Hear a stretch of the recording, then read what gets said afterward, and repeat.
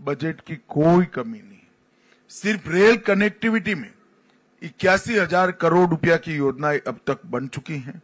Road connectivity में 41,000 की योजनाएं बन चुकी हैं। हवाई अड्डे के 64 रूट नए चालू हुए हैं और अब बाकी जो बचा है काम भी द्रुत गति से 3 साल में समाप्त करने का काम हमने लक्ष्य रखा है। मेरा आग्रह है कि नेसेक का सबसे ज्यादा उपयोग नॉर्थ ईस्ट के राज्यों ने करना चाहिए।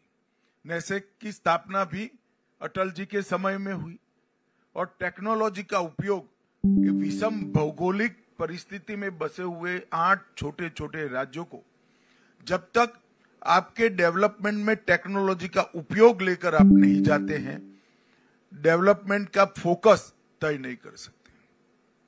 रास्ते नेचुरल कोर्स में कहां से बनाने से कम अवरोध है, वो हम टेक्नोलॉजी से बहुत अच्छे तरीके से आइडेंटिफाई कर सकते हैं।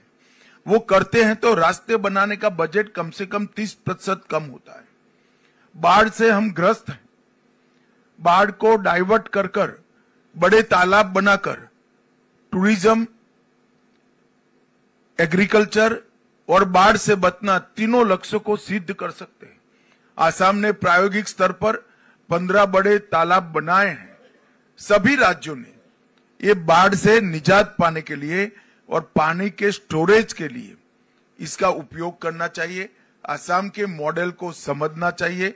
मैं चाहूंगा कि एनईसी भी आसाम के मॉडल को बाकी सारे राज्यों में जहां जहां प्लेन जगह उपलब्ध है वहां पर बड़े तालाब बनाकर टूरिज्म, इरिगेशन, ड्रिंकिंग वाटर और बाढ़ से निजात, ये चारों लक्ष्य को सिद्ध कर सकते हैं। और इसके लिए भी टेक्नोलॉजी का उपयोग महत्वपूर्ण तरीके से हो सकता है।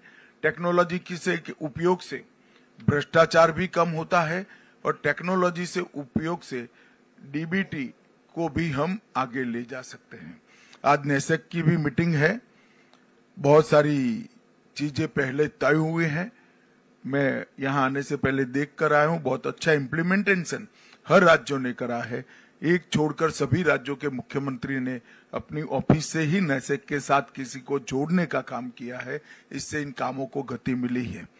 अंत में मैं इतना ही कहना चाहता हूं, पूर्वोत्तर शांत होना पर्याप्त नहीं है। पूर्वोत्तर को समृद्ध करने का हमारा लक्ष्य होना चाहिए। पूर्वोत्तर शांत और समृद्ध होना भी पर्याप्त नहीं है। पूर्वोत्तर की हमारी विविधता की जो पहचान है, सांस्कृतिक पहचान है, कला की पहचान है, साहित्य की पहचान है और भाषाओं का अस्तित्व, इसको संजो कर रखना न केवल पूर्वोत्तर, पूरे देश के लिए महत्वपूर्ण है। क्योंकि भाषाएं, संस्कृति हमेशा से हमारे देश की बहुत बड़ी धरोहर रही है। मैं आपको विश्वास दिलाता कि मोदी जी के नेतृत्व में मैं, सिंधिया जी और सुकांत मजमूदार जी तीनों आपके एडवोकेट बनकर भारत सरकार में आपकी हर समस्या के लिए खड़े हैं। आप आगे आइए और ये शांत, समृद्ध और सांस्कृतिक विरासत से सभर पूर्वोत्तर को आगे बढ़ाए।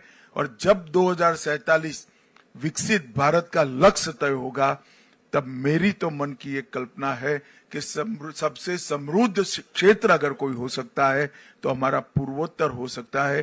क्योंकि कुदरत ने आपको बहुत पोटेंशियल दिया है। तो हम सब मिलकर मोदी जी के 2037 के विकसित भारत के लक्ष्य के साथ जुड़े, आगे बढ़े और पूर्वोत्तर को भी आगे बढ़ाए, यही अभ्यर्थना है। वंदे। স্বর্ণ কমল জুয়েলার্সের উইন্টার ফেস্টিভ্যাল 20 থেকে 31 ডিসেম্বর হতে চলেছে বিগেস্ট সলিটার ডায়মন্ড শো, যেখানে থাকবে নর্থ ইস্টের biggest single stone and multi stone large diamond showcase. পাবেন সোনার গয়নার মজুরিতে 20% অফ আর হীরের গয়নার মজুরিতে 100% অফ। তাছাড়াও প্রত্যেকটি কেনাকাটায় অশর্ট গিফটস। অফারের দিনগুলোতে প্রতিদিন শোরুম খোলা থাকবে। আজই আসুন আমাদের আগরতলার showroom Hariganga Basak road near Kaman Chowmuhani এবং Udaipur showroom central road opposite Chowk বাজার।